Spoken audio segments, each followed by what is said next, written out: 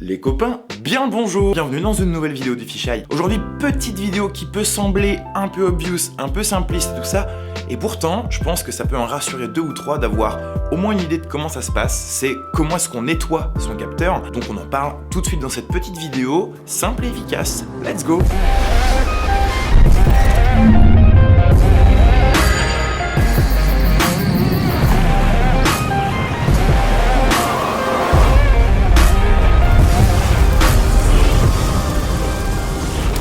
Bon, perso les copains, moi je suis quelqu'un qui bouge beaucoup sur le terrain avec mes caméras, je les fais plutôt souffrir, elles prennent pas mal de pètes. C'est comme ça que j'utilise mon matos, c'est-à-dire à 100%, à fond, mais c'est pas sans risque, de l'eau, de la poussière, tout un tas de choses comme ça. J'avais fait une prestation pour un client et j'étais dans une carrière. Et dans cette carrière-là, il y avait énormément de sable et tout ça, et du coup, je me suis retrouvé avec une grosse pétouille sur mon capteur. Peut-être en changeant d'objectif, ça a dû passer à un moment ou à un autre. Dès que je faisais une photo, je la voyais, c'était proéminent. J'en suis un peu arrivé à me dire que ça devenait un peu inutilisable. Ou alors il fallait que j'aille sur Lightroom pour supprimer ce défaut-là.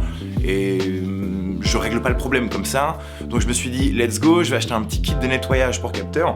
Et ça va être l'occasion pour vous en parler parce que le capteur, on déconne pas avec ça parce que c'est l'élément principal de nos caméras. Il faut pas déconner avec la façon dans laquelle on nettoie un capteur. Si vous avez un capteur dégueulasse, n'attendez pas, chopez un kit, je vous montre comment on fait et puis on repart sur quelque chose de propre. Donc aujourd'hui, je vais nettoyer le capteur. En fait, je vais nettoyer tous mes capteurs aujourd'hui parce que j'ai reçu ma petite solution pour micro 4 tiers.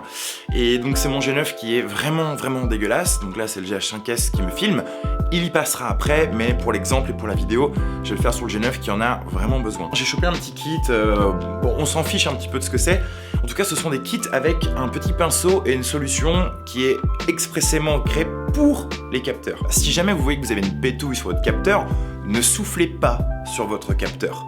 Ne mettez pas du liquide vaisselle, du savon, du liquide pour les lunettes. Ne faites rien du tout, à part mettre une solution qui a été faite pour. Parce que si vous faites n'importe quoi, vous allez souiller votre capteur et votre caméra.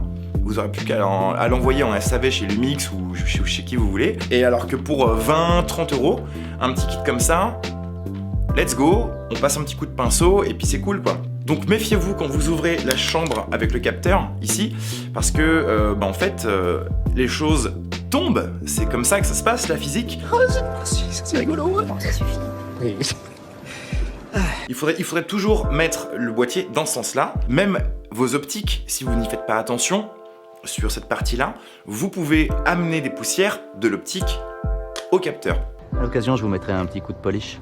Les copains, si vous voulez voir dans quel état est votre capteur, ce que je vous conseille de faire, c'est vous prenez votre caméra, vous fermez le diaph à fond, c'est-à-dire là pour moi c'est f22 avec le pancake. Vous allez augmenter les ISO pour avoir assez de lumière et vous allez shooter un mur blanc. Et à partir du moment où vous allez faire ça, le résultat va être que vous allez voir toutes les pétouilles. Si vous shootez toujours à f1.4, f1.8, f2.8, ce genre de choses-là, vous risquez de ne pas les voir. On se retrouve juste à côté et je vous montre comment on fait ça. J'oubliais avant, un petit café.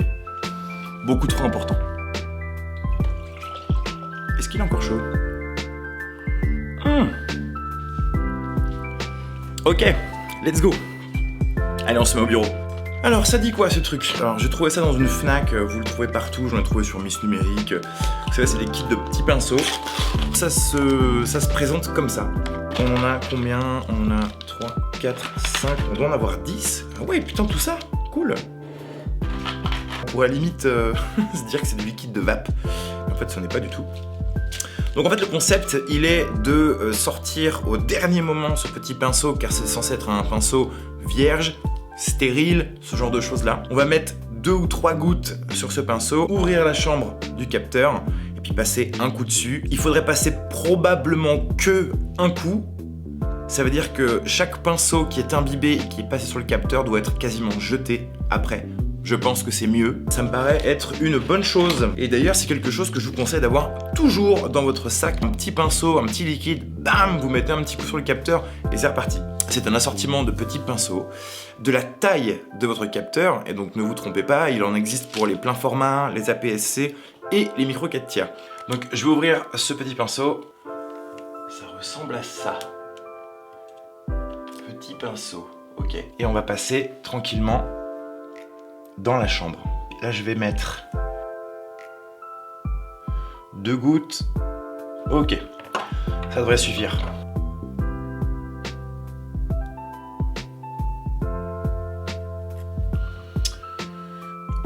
Ok. C'est fait. Ça prend pas longtemps, faut juste le faire correctement. Mais c'était hyper important que je vous montre ça. Vous vous sentiez pas forcément trop seul face à ce petit tweak, un petit peu, ce petit truc un peu tricky, qui en fait est d'une simplicité absolue, mais il faut surtout bien le faire et pas le faire avec n'importe quoi.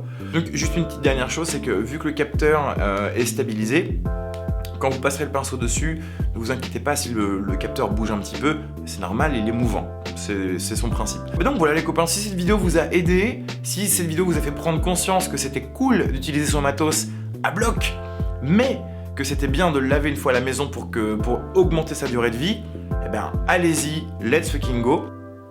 Merci d'avoir été ici, merci, bonne journée à vous les copains. Moi je vous fais une très grosse bise et je vous dis à bientôt. Bye!